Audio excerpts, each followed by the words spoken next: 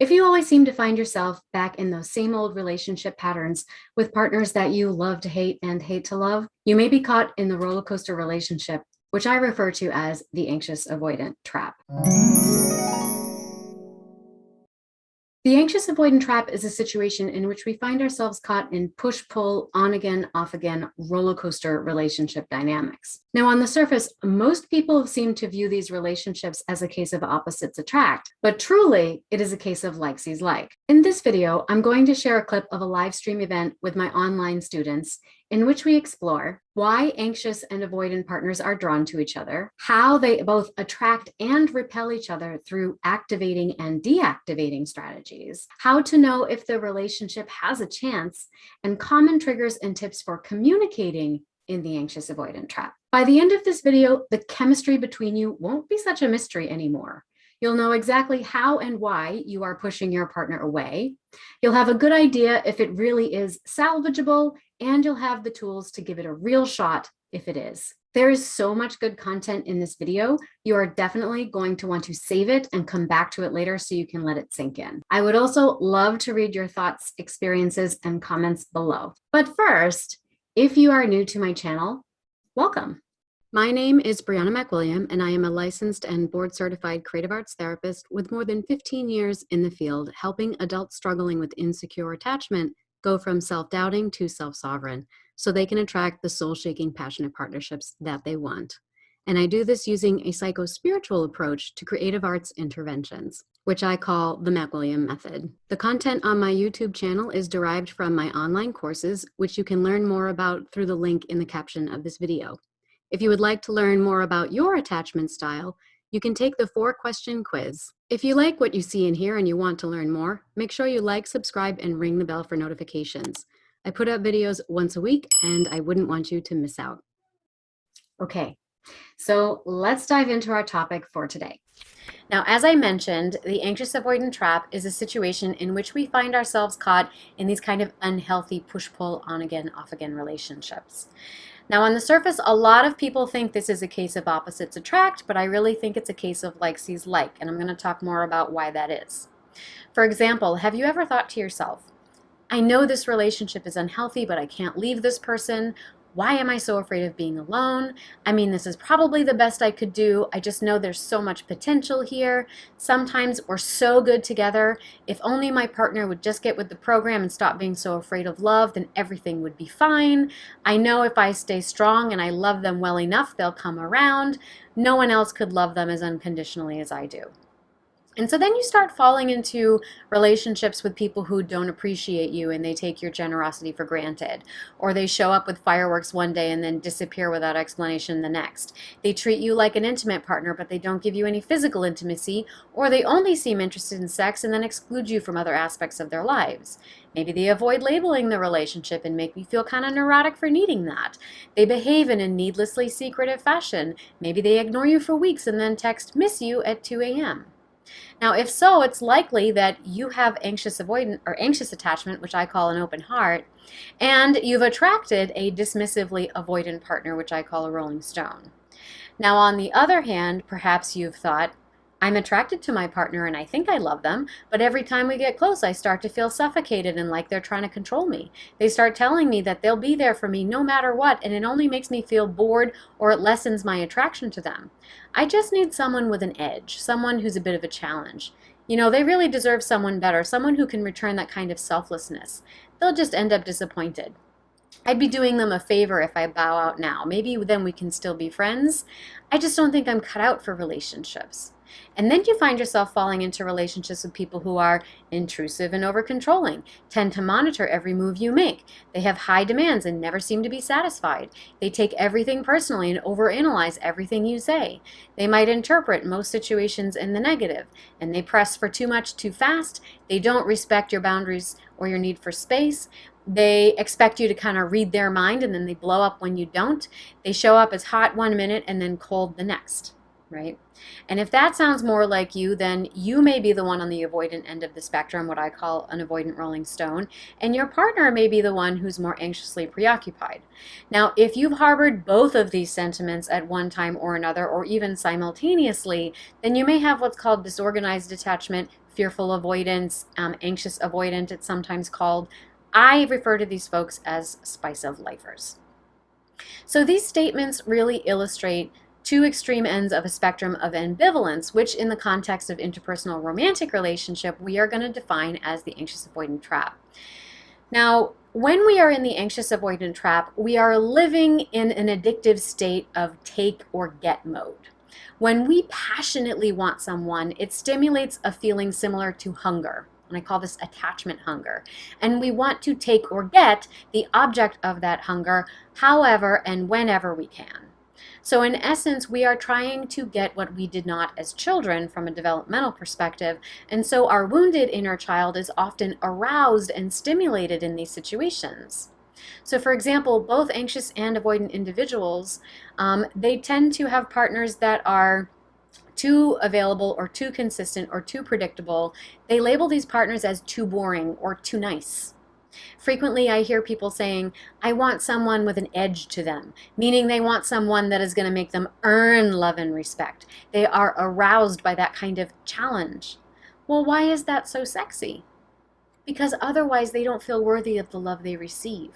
They want to have to work for it, to earn it, because they don't believe they are lovable enough as they are, and love that is given too freely is therefore suspect. It has little or no value, therefore it cannot be true. So relationships then typically devolve into power plays in which lovers get caught up in this love-hate push-pull dynamic and emotional token economy. So why are anxious and avoidant partners so attracted to each other? Well, really, it's for two reasons, the good and the bad. Now, on the good side, anxious open hearts tend to admire the autonomy, the strength, the directedness, the decisiveness, and the charisma of our avoidant Rolling Stones. And avoidant Rolling Stones admire the passion, the creativity, the sensitivity, and the availability of our anxious open hearts. They complement each other in these ways, kind of like the yin-yang symbol. Now, on the other hand, when it comes to our insecurities, we tend to pair with people who also confirm our pre-existing beliefs about relationships, and that is called a confirmation bias. And that can be bad for relationships, okay, especially insecure ones. So that means that anxious types tend to pair with avoidant individuals because avoidant individuals behave in a dismissive way. In the same sense, avoidant people attract and are attracted to anxious partners who make them feel smothered, because both of those paradigms confirm their beliefs about what a relationship should look like. However, that doesn't mean that this is a case of opposites attract. It's a case of like sees like. Because anxious people choose partners that won't give them what they want. When they are chasing down an avoidant partner, they are chasing down someone that will not give them what they want. And as a result, they are clinging to them, which means that they never have to surrender to the act of receiving.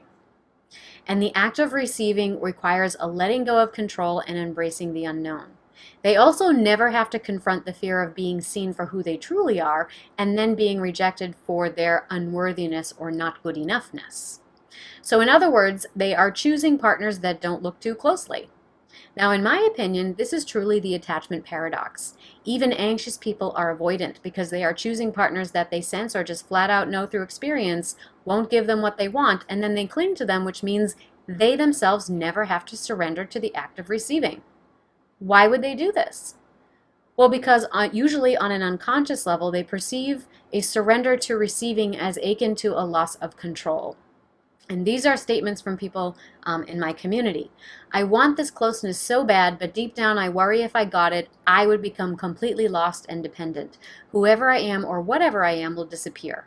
Or I worry that if I finally got what I wanted, I would be the one that becomes bored or withholding, and that seems cruel, and I would rather play the role of the victim than to hurt somebody else. Or if I was with someone that actually wanted to look closely enough, I'm terrified that they won't like what they find, and then they'd abandon and reject me anyway, and then I'd feel twice as stupid and humiliated. Now, the thing I want to point out here is this is exactly the same mechanism as the Rolling Stone, the avoidant partner's inner monologue, and typically the unconscious one. So a Rolling Stone cannot allow themselves to receive either because it stimulates the anxiety and attachment hunger that they have buried down and repressed for so long. It threatens to dismantle the sense of independence and equilibrium that they have accomplished in their lives. And it also stimulates worthiness issues. They're too good for me. They deserve better. I could never give them what they need. Better to end it now. At least we have good memories before it goes sour. No harm, no foul. And so when it comes to the anxious avoidant trap, I would emphasize that while on the surface this may seem like opposites attract, this is a case of like sees like. Both partners are safely spinning their wheels in relationship patterns that they are familiar with. And I call this the validation trap. So let's talk about the validation trap. The validation trap is a cyclical pattern of needing to prove yourself to someone else in order to gain approval and experience some kind of affirmation of your worthiness, which you probably never received as a child.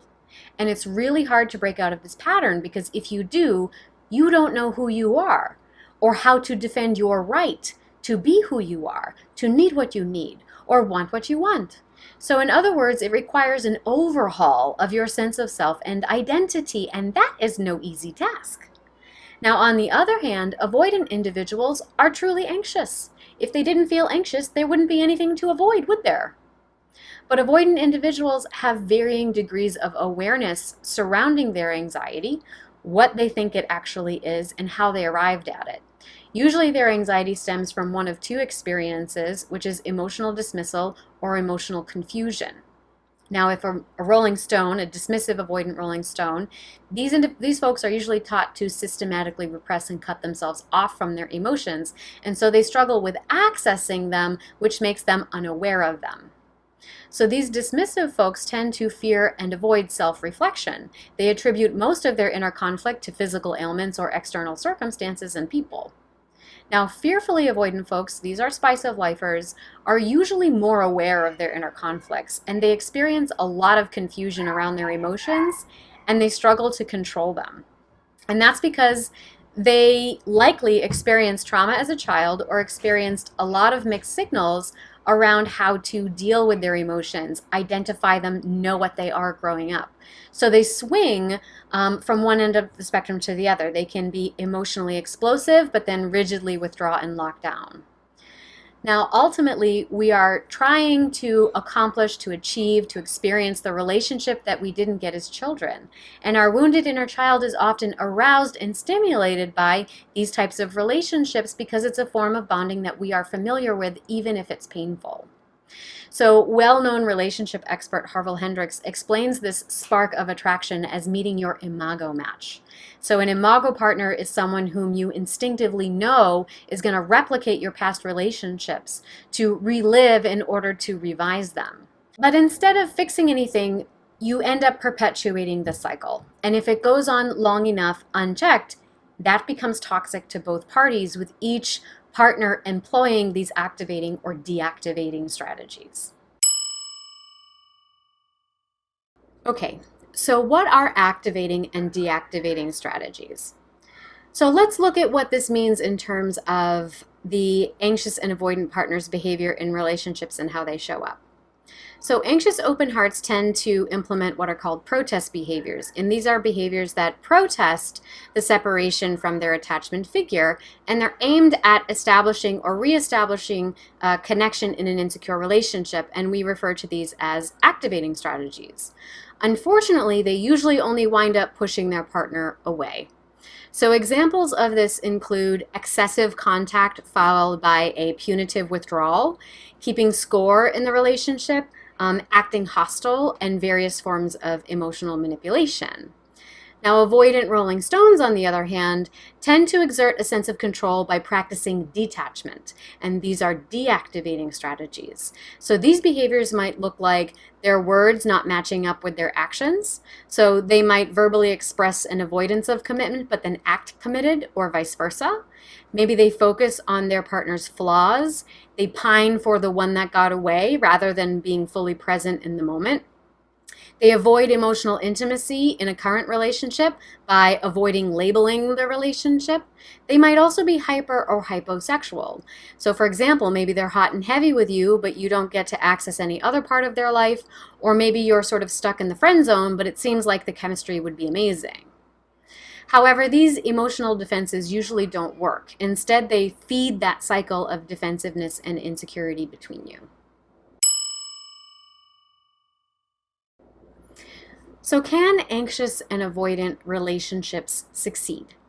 Well, yes, they can, but it does require intentional effort, and it only works if both parties are equally willing to prioritize each other's needs as highly as their own, not more and not less. It also requires being able to accomplish three things in communication. Number one, implementing effective communication skills. Number two, incorporating the use of positive action language. And number three, avoiding trigger statements according to attachment style. Now, knowing your attachment style and your partner's attachment style greatly informs your ability to cultivate all three of these skills with ease. So, number one, effective communication skills. This involves mirroring, validation, and empathy. Okay, so mirroring is basically paraphrasing what your partner has said to you in your own words. Validating them means that you are saying, I hear you and I can understand why that would be upsetting. And empathy is connecting with them on an emotional level, right? It's more about connecting to their emotions. So knowing your partner's attachment style kind of clues you into how they see and perceive the world and even what they value most. That means that you can perform all three of these, mirroring, validation, and empathy. All three of these, you can perform these a lot more effectively. Now, positive action language is a term borrowed from Marshall Rosenberg's book on nonviolent communication. And he points out that we often use vague language to express our needs because it's a cover-up for more vulnerable feelings underneath. Feelings that we may not have the right to express, right? We may also not have the right vocabulary to express them. Or maybe we're purposefully obscuring this because we're too afraid of being emotionally vulnerable and then being rejected. So when we make vague defensive statements, it tends to exacerbate conflict. But when we use emotional honesty with positive action language, we create the possibility for connecting with our partners on a heart-centered level. And that can also give them a roadmap to repair with us. So for example, here's a vague statement. You always ignore me. Now here's a more emotionally honest way of expressing that emotional experience. I'm feeling unappreciated and unimportant, and I could use a gesture of love and reassurance. Now here's that sentiment again, adding in the positive action language. I'm feeling unappreciated and unimportant and could use a gesture of love from you. Like maybe if you surprised me with flowers once in a while or something like that. That would make me feel attractive and loved, and I love feeling that way. It's important for me to feel that way more often. Now, in this case, you are expressing how you really feel versus criticizing someone else's behavior. You are explaining what you are needing with specificity. You are even making suggestions for what would help you to feel better and get your needs met. And you are letting them know how big of a priority that is for you. Now, many people respond to an example like this by saying, "Ugh, but if I have to ask, it doesn't count." But this reflects an expectation of omnipotence on the part of your partner, and it also keeps your own needs hidden from reproach. It skirts around the possibility of saying what you want and need and feeling rejected if you find out that your partner doesn't care or doesn't want to attempt to help you meet your needs. Why would that be a threat? Well, because now you have proof that they're not as invested as you are. And your attachment system flares up, recognizing that as a threat to your connection to them. And so it seems better to use vague language so you never have to be confronted with the truth in such a crystal clear fashion. Now, lastly, even when we are being emotionally honest, there are specific trigger statements that might mean very little to you, but maybe they mean quite a lot to your partner. And those meanings are surprisingly predictable based on attachment style. And that is going to bring me to my last point, which is tips for communicating in the anxious avoidant trap based on attachment style. Okay, so let's talk about these tips for communication. Now, a little while ago, I surveyed my mailing list and online community, asking them specific questions regarding communication and their attachment style. So the following trigger statements and recommendations I'm going to make are based on the answers of over 200 respondents. Now, first, for anxious open hearts, they might be triggered or rattled when a partner says things like, Love is not enough, but I still love you. I'm sorry you feel that way. I don't know what you're so upset about. It's not that big of a deal. I need time alone to think about it, but I don't know how much or when I'll be able to get back to you. I don't know why I feel that way. Oh, the chemistry must just be off. Or just giving you the silent treatment.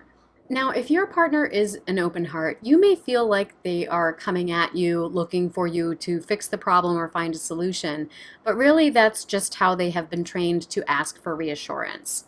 So usually an open heart can be easily reassured if you pay attention to the emotional energy of their communications rather than the surface level content of their words. So here are a few tips for offering reassurances to open hearts. So you want to let them know that you are available for co-creative solutions. All right, you know what? We're going to get through this and we will find a way together. You want to empathize with what they are feeling versus what they are saying. So for example, I don't know if I feel the same way about that, but I do know what it's like to feel that way about something that is important to me, and I can relate to you on that level. You might just pull them close into a hug. Sometimes words are not what's needed at all. You can use a calming voice when you listen to them and show that you're not afraid of their feelings. You can reaffirm that whatever it is that they are saying and let them know that if it's important to them, it's important to you. And when they cry, just let them. And let them know that it is okay to be sad and that they have a right to their feelings. Now remember, Rolling Stones want more space because it helps them preserve their connections. But they are also afraid that you're not going to understand this and be really unhappy and dissatisfied if they need space. But you can help them feel reassured by avoiding triggering statements and approaching your communication in a particular way as well. So these are trigger statements you want to avoid if your partner is more avoidant. I know you better than you know yourself. You wouldn't say, need, or do that if you really loved me. Nothing's wrong, I'm fine. If I have to ask, it doesn't count. Keeping, insert anything, private means that you are lying or cheating on me. If you can't figure it out by now, then you don't know me well at all. Now instead, you might offer reassuring statements that sound something like, you've told me the ways in which being in a relationship can be difficult for you, and I understand this is not about me. Do what you need to do. I'll be here. If you can let me know when you're likely to check in, that would put me at ease. Okay. Now, these tips might also help. Ask if they could express themselves and their needs more clearly while trying to hold a more loving mindset, body language, tone of voice, and attitude. You want to help them feel reassured that the relationship does matter and it is worth the effort. You can find some common ground around whatever the issue or the situation is at hand. You want to show respect and acknowledge what behaviors they are offering you as a show of their affection. You want to understand that the avoidance stems from feeling rejected and unloved in some way in their past. And you want to be consistent by following up with them. But this is a little bit tricky because you don't want to chase them down because too many messages can also freeze them up. You want to be there for them with a more gentle and balanced way. And even if they need space, let them know you're not going anywhere. And you want to prove that you're not trying to change or control them by pointing out specific things that you love about them especially. So a lot of Rolling Stones are triggered by people who use the word love too quickly, okay? Because they feel like love is a generic term, and they often feel like when you say that, you're in love with some fantasy, some idealized version of them. You're not really seeing them for who they really are. You're plugging them into some role that you've given them. So if you do really love them and you're not doing that, because let's be honest, sometimes you are, we want to make sure that you are pointing out to the Rolling Stone, no, it's you that I see. It is you that I see, and it is you that I love because of bop, bop, bop. No vague language. The more specificity you can use here, the more they are going to believe you, and the more they will be open to receiving that. Now, for the fearful, avoidant, or disorganized spice of lifer, they can also feel annoyed by any or all of the triggered statements above. The difference is that they also express frustration around statements that hint at taking away their control or questioning it. They might also really hate statements that are intentionally ambiguous because that can leave them questioning their own intuition and reality. Of course, that said, spice of lifers also happen to be the folks that tend to utter ambiguous statements more than others. So they might feel triggered by statements like, "You're way too intense, you've lost control of yourself. You have no idea what you're talking about. I know what's going on here. You'll just mess it up. Let me do it for you. You love me, you just don't know it yet. Maybe one day we'll be together for real, but right now, I just don't know. You're so amazing, but I don't think you'll ever be satisfied. You haven't given us a real chance. You're just responding to your old baggage. I love you, but I could never truly be with you." Now, unfortunately, reassuring a spice of lifer is very difficult. Their attachment style is defined by an inability to self-soothe and an inability to receive soothing from others. And that is because their attachment style is typically the result of trauma, which means that they need to be doing their own individual healing work while working on a relationship with someone. That involves rewiring the limbic brain and nervous system, becoming aware of triggered responses, so that they can mitigate the impact of their insecurities on your relationship instead of enacting trauma reenactments with you. Okay, so let's tie all of this together in summary. The anxious avoidant trap is a situation in which we are caught in unhealthy push-pull relationships, where individuals have experienced similar wounding in their attachment relationships and have chosen opposite ways of coping with it.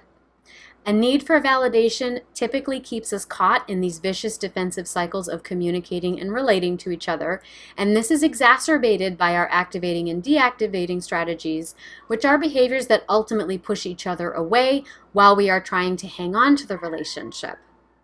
Now, these relationships can evolve into a healthier dynamic, but only with partners that are willing and wanting to prioritize your needs as highly as their own. And if you have such a partner, the relationship would be benefited by 3 essential elements in communication. And that is effective communication skills, the use of positive action language, and avoiding known trigger statements based on attachment style. Now, let's say that you have followed all the good advice on how to communicate better, and it only seems to push your partner away. Or maybe you even feel like all the good advice has actually intensified the toxicity between you and your partner. In this case, it's important to remember that emotionally honest and direct communication only works with individuals that are motivated to be and to grow in emotionally honest relationships. If you attempt to express yourself with emotional honesty, positive action language, and avoid known trigger statements, and your partner only responds by overreacting and accusing you of trying to make everything all about you, feeling ostracized and claiming that you're trying to be emotionally manipulative simply by expressing how you feel, passively aggressively going along with your ideas, whatever, just tell me what you want to do and I'll do it, and then sabotaging your success, or walking out, giving you the silent treatment, or otherwise behaving in a petulant manner, fine, I guess I'll go find comfort with somebody else. Then it means your partner has likely experienced a trauma, developmental or otherwise, that has potentially resulted in damage to certain areas of the brain and nervous system. And this has led to the formation of a rigid but fragile ego, which is basically someone's waking concept of themselves, what they think of as their own personality. Now, individuals that struggle with this may adopt intentionally cruel, vindictive, and manipulative attitudes. Because they are emotionally immature, but can still be very emotionally perceptive, and they have not developed a healthy, mature sense of self. Everything in their life experience will be filtered through the psychic lens that perpetuates unhealthy adrenaline highs through trauma reenactments and endless attachment proximity negotiations, primarily involving strategies that position for power and control, whether that is aggressively or passive aggressively, overtly or covertly, and potentially involving severe sadistic or masochistic tendencies. Now, individuals that fall into this category might also fit the diagnostic criteria for a personality disorder, for example. For these folks, emotional honesty and a specificity of needs is very threatening and exposing, and often stimulates a very highly defended and even offended response. If this is your situation, you must realize that your partner has to be doing the work on themselves if they are ever going to be able to meet you in an emotionally honest place. That is the only way in which you will be able to grow with them in the context of this relationship. All you can do is create the possibility for change. Improving your communication is one big step that you can take to create the opportunity for deepening intimacy. but you cannot force a partner to join you there. And if they choose not to, that is really good information for you. And it means you are now free to make the decision to make yourself available to someone who will. Thank you for watching. I look forward to seeing you here again next week.